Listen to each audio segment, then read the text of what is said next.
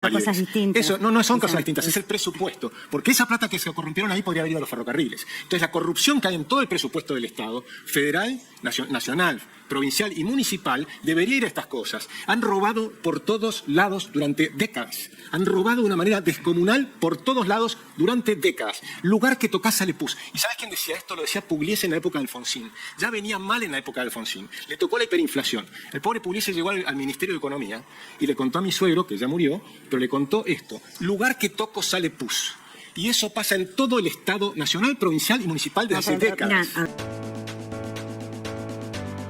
De hecho, este año vamos a tener balanza energética positiva y en Vaca Muerta hay la expectativa de poder exportar por más de 30.000 millones de dólares en 2030, ¿no? Sí, y además escuchándolos, yo pensaba lo que era la Argentina antes y lo que es la Argentina de hoy. O sea que a mí me tocó, uno de mis primeros trabajos que hice en la universidad fue sobre ferrocarriles.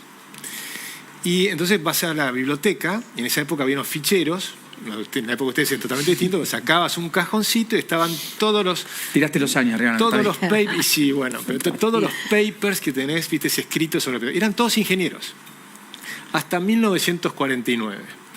En 1949 se estatizaron. Nunca más se escribió sobre petróleo, salvo 3 libros, hasta que me tocó a mí en la década del 80. O sea, del 49 al 80 y pico... prácticamente había 3. Y de los 3, uno era de Juan Carlos de Pablo, que es un genio, pero de economía. Claro. O sea que ahora hablamos de los problemas de la Argentina, los hablan los economistas, los financistas, los abogados, porque hay los médicos, son todos problemas. Antes eran los ingenieros los que hablaban de los problemas.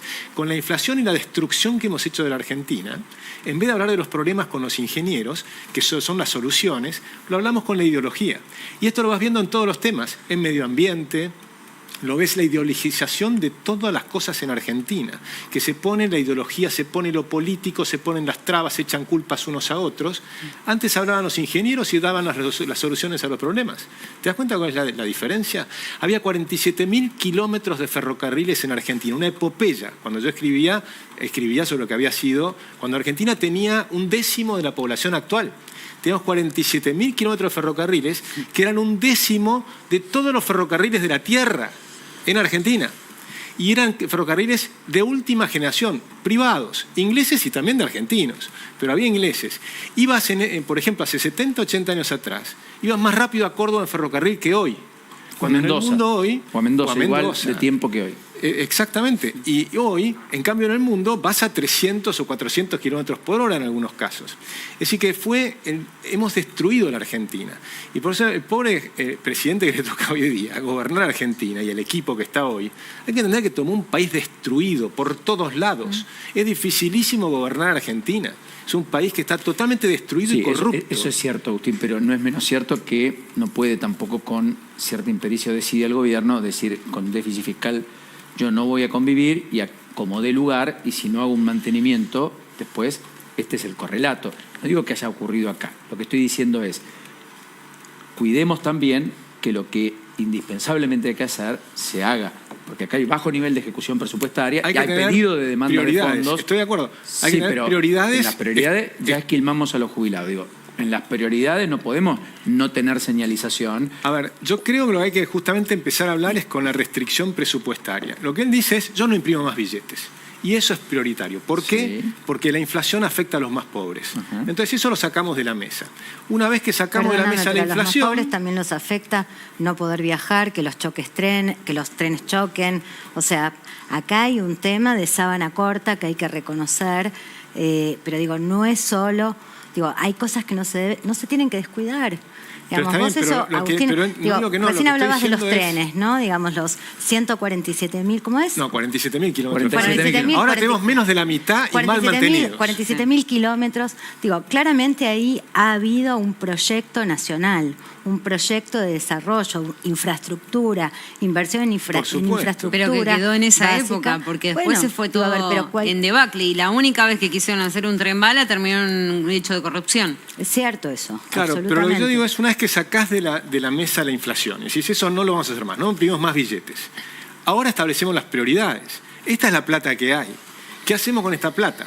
Porque se sigue despilfarrando de una manera descomunal en Argentina. Despilfarran las provincias, despilfarran los municipios y sigue habiendo despilfarro en el gobierno nacional. No es que corrigió todo en 5 meses de ninguna manera. Hay un inmenso despilfarro y una inmensa corrupción, porque han corrompido a todo. Desde ¿El mantenimiento de las infraestructuras de Roche es despilfarro? ¿Cómo, perdón? El mantenimiento en infraestructura, la inversión en obra pública, el mantenimiento de las vías, de la señalización, ¿para vos es despilfarro? Pero por supuesto que no. ¿O es una responsabilidad del ¿qué Estado? es el despilfarro? El despilfarro es, por ejemplo, cuando vos tenías 77.000 pensiones por invalidez y hoy tenés 1.200.000 porque corrompieron 1 millón de personas dándoles certificados falsos por invalidez. Cosas distintas. Eso no son cosas distintas, es el presupuesto. Porque esa plata que se corrompieron ahí podría haber ido a los ferrocarriles. Entonces, la corrupción que hay en todo el presupuesto del Estado, federal, nacional, provincial y municipal, debería ir a estas cosas. Han robado por todos lados durante décadas. Han robado de una manera descomunal por todos lados durante décadas. Lugar que tocás sale pus. ¿Y sabés quién decía esto? Lo decía Pugliese en la época de Alfonsín. Ya venía mal en la época de Alfonsín. Le tocó la hiperinflación. El pobre Pugliese llegó al Ministerio de Economía y le contó a mi suegro, que ya murió, pero le contó esto: lugar que toco sale pus. Y eso pasa en todo el Estado nacional, provincial y municipal desde hace décadas. Mira, a ver, está bien, pero son cosas distintas. No son cosas distintas. Por eso pasa esto. Mira, hay una novela fascinante de Ayn Hay una Rand. cosa que es básica, que es, digamos, sos gobierno, tenés que ocuparte de algunas cosas. Es cierto que esto no es nuevo. Esto viene de hace mucho tiempo, por supuesto. Digamos, o sea... Y ni siquiera tenemos la prueba fehaciente de que haya sido por falta de inversión lo que ocurrió. Además, pero hay falta de inversión. Pero por supuesto que hay falta de inversión y está mal. Pero déjame cerrar la idea. De hecho, hay una... Digo, a ver, hoy por hoy no sabemos por qué fue, lo que hay es un cúmulo de especulaciones, de conjeturas, de hipótesis. Lo que estamos viendo en este caso es que todos tratan de utilizar el incidente para... su propio rédito. Para sacar rédito, imponer ideas, discutir ideas. Entonces hay algo acá que eso es el marco de discusión del tema. Ahora, un proyecto de infraestructura nacional es algo que ningún gobierno puede poner en discusión. Tiene que cargárselo al hombro. Y la inversión en obra pública respecto de la infraestructura hoy a vida es algo a lo que, digo, no se puede retirar la obra pública plenamente. Porque si no, también se afecta a los que menos tienen, a los que necesitan el transporte público, a los que necesitan viajar, trasladarse, ir a trabajar. Es decir, el argentino que quiere laburar. Pero por supuesto, ¿no? Y eso se hizo con el sector privado la vez pasada y salió muy bien. No, ahora, también, perdóname, pero el hay sector privado también interesantísimo. estuvo... Yo les recomiendo a los que están escuchando... La tragedia de Once. Pero por supuesto esto viene una serie de accidentes. Yo creo que no es privado público, eso es ideologizar. Pero fíjate lo siguiente. Vos tenés autopistas en el mundo estatales que son maravillosas. Es verdad. Tenés sistemas ferroviarios estatales maravillosos, aerolíneas estatales maravillosas, canales de televisión, la BBC. Aerolíneas estatales ahí generalmente son mucho más ineficientes que las otras y ya casi no hay. Las aerolíneas, por ejemplo, se fueron privatizando casi todas. Bueno. Salvo en algún país árabe, todas las demás se privatizaron todas. En Estados Unidos quebraron, o sea, y ahora son privadas, en todos lados. En España, bueno, en Portugal Italia, la tiene, está discutiendo la privatización. Portugal la tiene, la aerolínea de bandera. Son muy poquitos los que tienen, sí. Muy poquitos. Casi todos se han privatizado porque funcionaban muy mal. Bueno, pero saquemos aerolínea. El tema de infraestructura. El camino rural lo hace el Estado. Una persona que lo hace el productor, porque si no, dale el productor y decirle, bueno, se llama a cualquiera. Entonces, si hay plata, tenemos el country, el servicio, la infraestructura, las cloacas, el gas, el agua. Y donde hay un barrio popular, nada, que si yo no puede pagar. Bueno, no, al contrario. Es fascinante lo que fue el avance del ferrocarril cuando era privado. Fue realmente, cuando son 47.000 kilómetros de vías, cubría la Argentina. Ahora que son estatales, cubren 20.000 o 20 y pico mil. O sea que funciona mucho peor, pero muchísimo peor. Pero lo interesante, y déjame contar una anécdota, es Ayn Rand, que era fanática de los ferrocarriles, la fascinaban, escribió una novela que se llama La rebelión de Atlas, que se las recomiendo a todos los que están escuchando. Y demostró lo que pasaba en un país cuando empezabas a utilizar un concepto que era que la necesidad crea derechos. Ella era filósofa. Y cuando hizo la novela, empezó a demostrar hablemos, lo que no pasaba. hablemos de cosas concretas. Mirá lo que pasa en Argentina. En Argentina pasa que se yo roban estoy hablando los de cosas cables, por concretas. ejemplo. ¿Sabés lo que es que se roben los cables? Por Es supuesto que una sí. primarización de la economía prácticamente. Es cobre industrializado, sacarlo para fundirlo y hacer un manguito. Es como, yo te diría, es la barbarie directamente. Por supuesto. Digamos, hay que intervenir en eso. Esa barbarie está descrita en este libro. Ella se anticipó a lo que iba a ocurrir en Argentina. Y mostró, lo hizo pensando en Estados Unidos y mostró este país maravilloso que era la Argentina, cómo lo van a destruir con ese concepto filosófico y que va a afectar y mirá va a para adelante, Agustín. y tiene Mirá para cosas adelante. y muestra, por ejemplo, Mirá cómo se para chocan, adelante. muestra, por ejemplo, cómo se chocan los ¿Cuál es el proyecto de ferrocarriles. infraestructura que soñamos para nuestra nación? Pero lo ¿Cuál que es? es que justamente Yo no estoy viendo, digamos, una hoja de ruta del gobierno en materia de infraestructura. No la estoy viendo, de verdad. Estoy viendo privatizar, sí, está bien, ok, sacarse el problema. Juntar dólares, hacer caja. Pero no es sacarse el problema, privatizar. Sí, es porque vos solucionar podés- el problema. ¿Por qué? No necesariamente. Cuando la aerolínea estuvo privada en Grupo La Marzano, aerolínea ¿qué fue pasó? un desastre. Cuando los ferrocarriles los pero volvieron a estatizar, ¿por qué fue? Cuando hicimos la Panamericana, la hicimos gracias a que lo hicimos con el sector privado. Bueno, Sí, pero la- hay casos la ampliación exitosos y casos fenomenal que de no, la- por eso digo. Pero por eso digo. Vos pero no podés es que- tomar el pero toro no es que por la se la asta. saca, no es que YPF, cuando la privatizaron, ¿qué pasó? funcionó espectacular. Y ahora que está YPF estatal, es un desastre. ahora decís que es un Pero desastre lo que hicieron con esta en gestión. la época de los 90, cuando recibió Menem Yo el no estoy país, de acuerdo, yo creo que ahí le pones pero una además, carga pero ideológica. pongamos los Vos datos. crees que tiene que ser privado, pongamos los te datos. respeto, digamos, Pero por pongamos supuesto. los datos. Cuando tomó Menem el gobierno, Argentina era importadora, y los ingenieros me lo pueden decir, de gas y petróleo. Y con YPF le sacaron, tenía 50.000 empleados y los redujeron fenomenalmente, creo que llegó a 7.000 La empleados. empresa pública desarrolló Vaca cuando Muerta, se ¿no? privatizó, También. La primero lo empresa hizo y después la privatizaron y empezamos a ser exportadores netos de petróleo y gas. Cuando la volvieron a estatizar, volvimos a ser importadores de petróleo y gas. Entonces, es evidente que funcionó mucho mejor privada. Y además, ni que hablemos, Pero que pagamos 21.000 millones de dólares por algo que vale General Mosconi, 5.000. YPF, ¿cuándo se crea que era? Pública. En Estados Unidos y esta Argentina tuvo una gran diferencia. Y esto es crucial. No discutamos el Por eso pasado porque los nos chicos vamos van a poder saber hablar. Efectivamente, Bueno, porque además están los chicos. No, pero Hablamos perdón, de Agustín. Está el futuro. petróleo, claro, Está el futuro. Lo que digo, Agustín, demos un está el espacio futuro. Me encanta. para el futuro. Ojo que el debate a mí me apasiona y Agustín es una persona adorable y un profesional que entrevisto hace muchos Brillante. años Es cierto. y es un distinto y siempre me gusta recibirlo. Que tengamos intercambios no quiere decir otra cosa que no sea en el sano ejercicio de la democracia y del debate, al igual que Gil y demás. Ahora, todos vamos a coincidir que efectivamente la Argentina hacia adelante, si, como diría Ortega, si los argentinos vamos a las cosas, tenemos un montón en materia agroindustrial, en materia de energías renovables, en materia de industria del petróleo, en ciencia y tecnología, en conocimiento, en unicornios. Hay un montón, pero hay que hacerlo. No es fácil. La degradación llegó a tal punto que tenemos una estructuralidad de pobreza de 40 puntos. Es inédito para la Argentina. Y con picos del 60 como ahora en medio de saltos de fogonazo inflacionario. ¿Ustedes son optimistas respecto al futuro? Sí, totalmente. La verdad que sí, porque vemos el potencial de desarrollo que tiene este país, sobre todo bueno, desde nuestro punto de vista con Vaca Muerta. También somos conscientes del contexto en el que estamos, en el que se requieren inversiones todo el tiempo y se requiere a la vez una estabilidad jurídica que hoy en día no está. Pero bueno, apuntamos hacia eso. La verdad que sí, que somos optimistas y queremos, como parte de la juventud, sacar esto adelante. ¿Por qué mencionan estabilidad jurídica? Porque los proyectos de nuestra industria requieren una estabilidad de, por ejemplo, 30 años, por así decirlo, por la magnitud de la inversión que se va a realizar. Si estás en un país con reglas cambiantes que cada 4 años te cambian, el riesgo es un numerito en la ecuación final. Si el riesgo en Argentina es mayor que en Chile o en Brasil, la empresa de afuera va a ir a invertir en otro país, no va a venir acá. Es simplemente un número, es meramente matemático, por lo menos de nuestro punto de vista. Tiziano, además de todo eso que tiene que ver con la seguridad jurídica, ¿qué otra cosa tiene que cambiar Argentina, crees? Y si es por cambiar varias cosas, también, por ejemplo, yo lo estaba pensando también por el tema, si vamos al tema de las energías, también del litio. Hoy en día Argentina en realidad tiene grandes reservas de litio, es el segundo mayor reserva de litio, pero si nos remontamos a la producción de litio, estamos de todos los países que tienen reservas, estamos abajo de la tabla.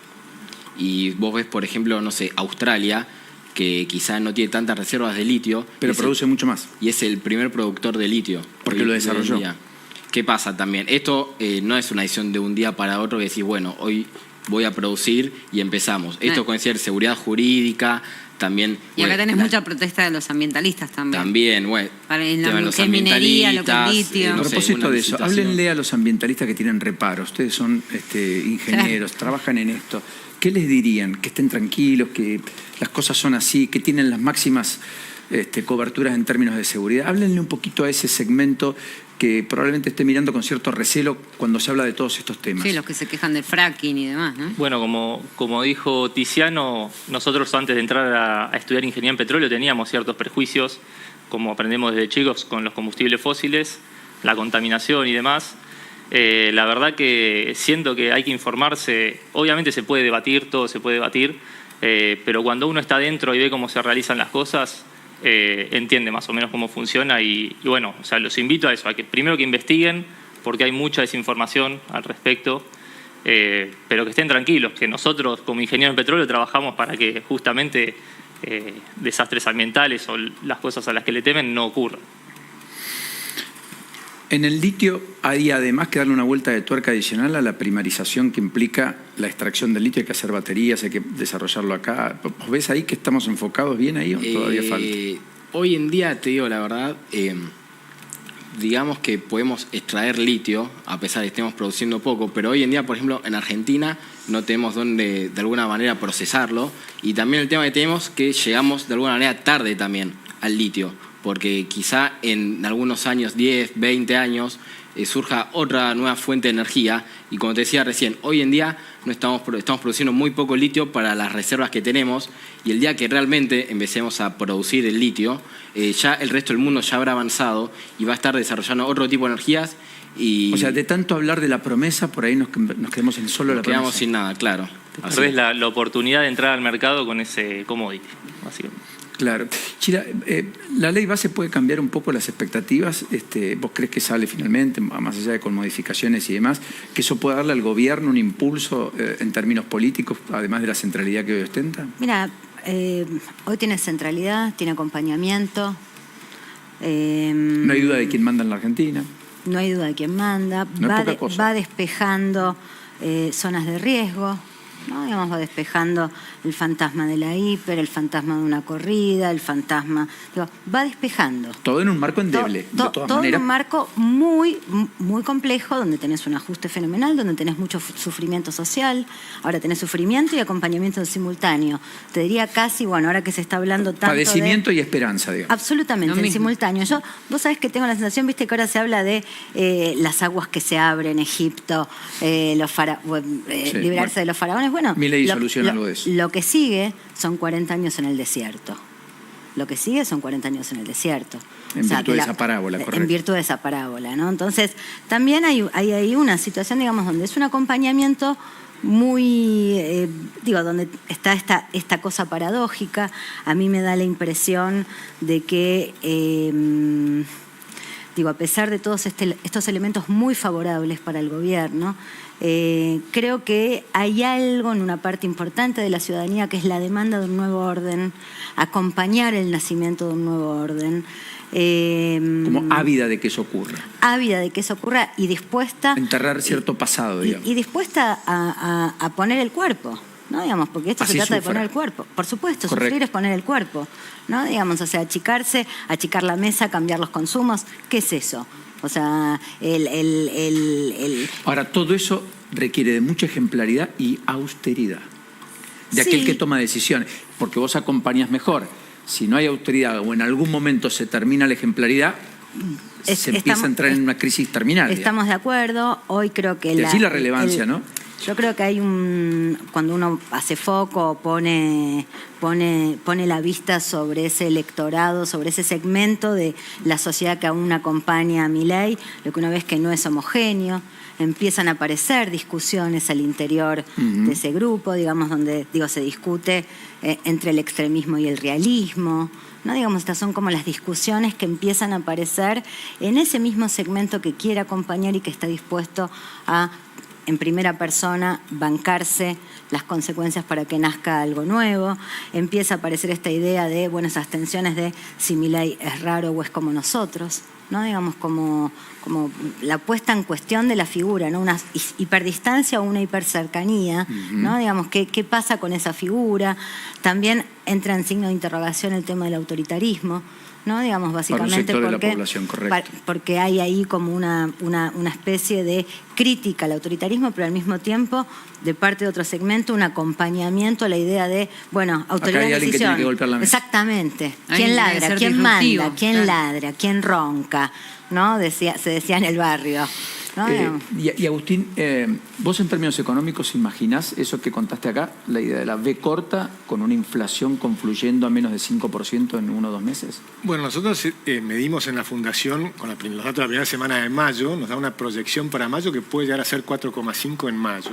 Pero recordá que postergaron algunos aumentos de tarifas, o sea que en junio puede ser que aún suba un poquitito y después siga bajando. Pero sí, vemos una baja de la inflación, pero por supuesto estamos en una situación muy compleja. Y la recuperación, para mí el piso, ya estamos llegando al piso, o ya llegó el piso. O sea, ¿vos crees que los datos de marzo, que fueron muy malos de industria y construcción, es pasado? Yo creo que esos son los peores y que acá deberían empezar a mejorar, lo cual no significa estar bien. Si estás más menos 30 y estás menos 8, seguís estando mal, pero hay una cierta recuperación en algunos sectores. Claramente en petróleo, en el campo y en energía hay una recuperación importante. Pero, contratada con la sequía, además, del año pasado.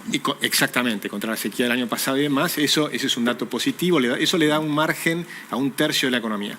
Pero para que la B corta sea realmente más fuerte, es importante la ley bases, entre otras cosas porque está el proyecto del RIGI, que están con gran discusión, que es el que da la estabilidad a estas grandes inversiones que necesitan 30 años de recuperación, ¿no? Y por supuesto con validez en la discusión, porque te dicen ¿por qué 200 millones y no 199? ¿Por qué le doy los privilegios al que invierte 200 y no al que invierte 199? Sí, ¿Y por qué no pones a la pyme a tener regímenes de prevenciones impositivas similares para poder competir en un pie de igualdad? Y de pronto tenés 200 pymes que invierten $1 millón que producen más empleo que una gran inversión de 200 millones. Todo eso es válido, esa discusión. Y esa pyme, cuando válida. Compra, para, digamos, esclarecer la discusión sobre el RIGI, cuando compra en el exterior va a pagar aranceles que la gran inversión y la gran empresa no va a pagar. Por caso de importaciones va a tener beneficios aduaneros, fiscales. Y que va a preferir comprar un producto importado porque le conviene por costo y que la pyme no va a poder competir. Bueno, esto es Entonces, lo que dicen, tenés un efecto muy adverso sobre la pyme, que tiene una función social absolutamente central, porque es la que produce el grueso de los empleos en el país. Para las pymes hay algo que es para mí muy importante, a veces lo más importante, es la reforma laboral. La reforma laboral le saca un costo enorme a las pymes, porque tienen, que es el tema de los juicios laborales y demás. O sea que están viendo todo. Lo que pasa es que la seguridad jurídica debiera ser para todos. Eso está clarísimo. Pero es muy difícil cambiar un país que lleva 80 años de decadencia en 5 meses. Eso también hay que comprender. Eso no hay duda. Todo gobierno que llega siempre dice en 5 no puedo, en 6. La mayoría dice necesito 4 más. Todos, si estás en la dirección Macri, Alberto correcta, Fernández, Cristina, Néstor, todos, digamos, ¿no? Por ejemplo, yo había votado a Macri. Menem casi se quiso quedar más todavía, inclusive después de 10 años y medio. Hay algunos que hablan de 20, Paulino, por que ejemplo, 35. Cuando ganó Macri, yo lo había votado. Sin embargo, en marzo de ese año, del 2016, yo ya decía, el enfoque cerrado. Le van a pifiar. Por el gradualismo. No por el gradualismo, la dirección. Habían aumentado los ministerios, no se habían achicado. Había un despilfarro en la parte también de las pensiones y los planes sociales y demás. La idea era darles plata para que no me hagan lío. Y esos fueron graves errores que se hicieron. Yo hoy veo un presidente con una convicción enorme de cambiar las cosas en serio en Argentina, con una situación mucho más difícil que la del 2015. O sea, lo que recibió este presidente es mucho más difícil. Hay una economía que está estancada desde entonces. Exactamente, y además con mucho más deuda, un banco central destruido, o sea, una situación mucho más delicada, estamos a las puertas de la hiperinflación. Yo realmente creo que estábamos a las puertas de la hiperinflación, lo venía diciendo, ganara quien ganara iba a tener que hacer un ajuste. El propio Rubinstein dijo que tenía que hacer un ajuste, que era el segundo de La Massa. sociedad está de acuerdo con que algo hay que ajustar. La sociedad en su conjunto, el votante opositor estuvo de acuerdo en que tenía que cambiar algunas cosas y que había áreas. Lo que pasa es que no todo es ni tan blanco ni tan negro, me parece a mí. Entonces, uno lo que como piensa dice el psicólogo, la vida está llena de grises. Llena de matices. En el comportamiento Llena de humano, matices, nunca blanco ¿no? y negro. Nadie hace todo exactamente lo que quiere en su casa siquiera. Bueno, no? pero fue promesa de Absolutamente. campaña y está cumpliendo. En ese sentido, no absolutamente. mintió Milei. Fíjate que si una yo- cosa- el programa que están haciendo no es el programa que yo proponía. O sea, que no es el programa que yo proponía, la dolarización, una cosa diferente y demás. No, lo que pasa es que, digo a ver, te lo difícil planteo. que es lo que está recibiendo. Te lo planteo porque, bueno, digo, entiendo que un objetivo también hay que evaluar los costos sociales, ¿no? Digamos, entonces, digo, cuando uno mira blanco o negro, bueno, digo, parado desde ese punto de vista, todo parece lógico, pero en el medio hay sufrimiento social. Una por cosa- más que esté Sí.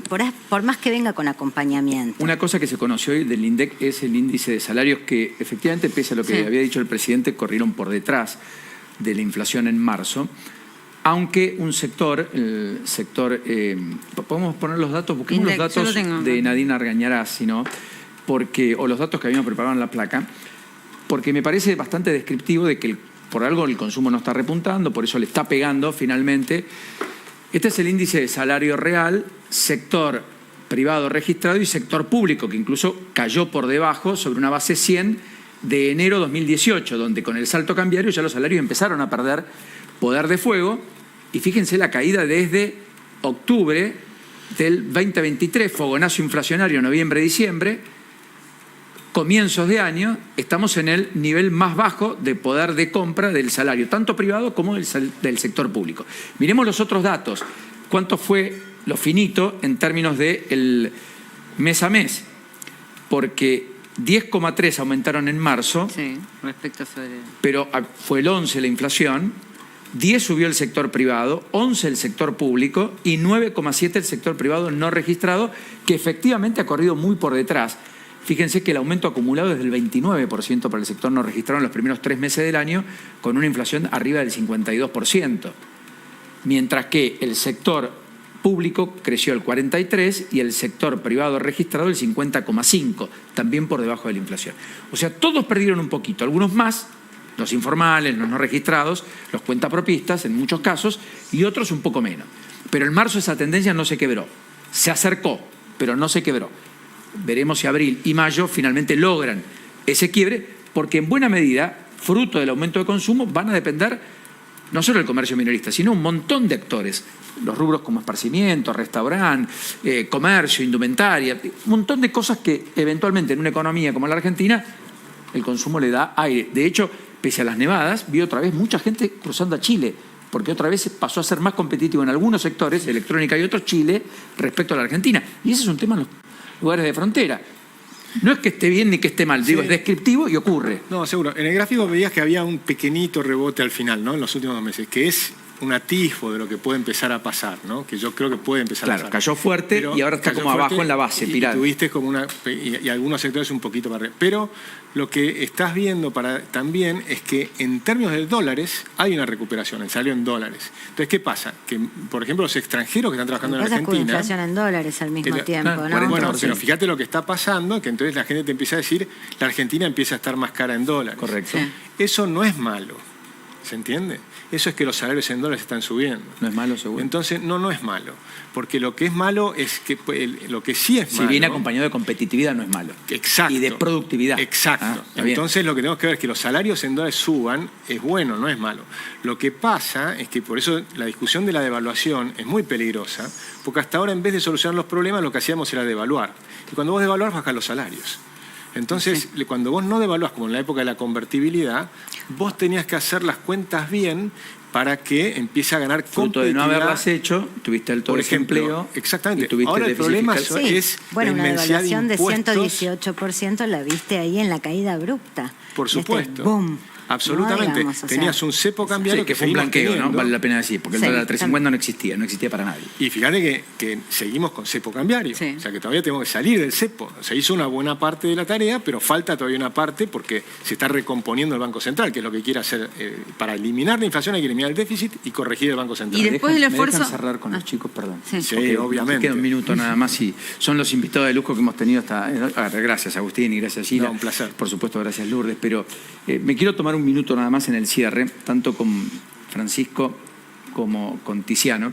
Primero recuerden, la semana que viene viajan a Brasil. Sí, Sí, es. el viernes estamos viajando ya para competir el domingo. El domingo compiten. Sí. El domingo se sabe si ustedes pasan a una nueva El instancia. mundial, claro. Y Son van- 26 equipos y la idea, obviamente, nos preparamos, si es posible, para salir campeones, porque nunca un equipo argentino logró eso. Así que tenemos la ilusión si logramos eso, pero pasan los primeros 5 equipos al mundial que se realizaría en Nueva Orleans, en Estados Unidos. ¿Qué ¿Cuántos beneficio tiene? competidores? Está bien. ¿Cuántos ¿De cuánto? competidores? Sí, ¿de cuántos? 26. De Latinoamérica y Caribe. Y decime una cosa, ¿y cuál es el premio? ¿Y el premio en esta instancia o en general? El premio no, ya, obviamente ya para nosotros es... Por supuesto que es un premio enorme, pero quiero decir... para nosotros es un honor ya estar en esta instancia. Es estar en el foco de cualquier empresa Y que dice, che, también, estos son buenos de verdad. Sí, más que eso también poner a Argentina en un lugar de reconocimiento, ¿no? Argentina no tiene un papel muy reconocido a nivel internacional en la industria del petróleo, digamos, somos un punto en el mundo. Entonces, nosotros desde acá adentro nos vemos gigantes y decimos vaca muerta y nos ilusionamos, y la realidad es que no hay nada que nos posicione en ese lugar a nivel mundial. Entonces esto es, bueno, empezar a mover un poco, agitar y decir, che, miren, hay un equipo de... Para la Argentina. mirada ombliguista que tenemos siempre los argentinos, ¿puedes repetir eso nada más para el final, para que entendamos de qué estamos hablando? Que para los argentinos por ahí nos inflamos el pecho hablando de vaca muerta, y la realidad es que a nivel mundial no estamos posicionados ni siquiera en el top 10 de países productores. Falta muchísimo por hacer. Y esto es una manera de, bueno, darle un poco de nombre, ¿no?, a Argentina. Felicitaciones de antemano.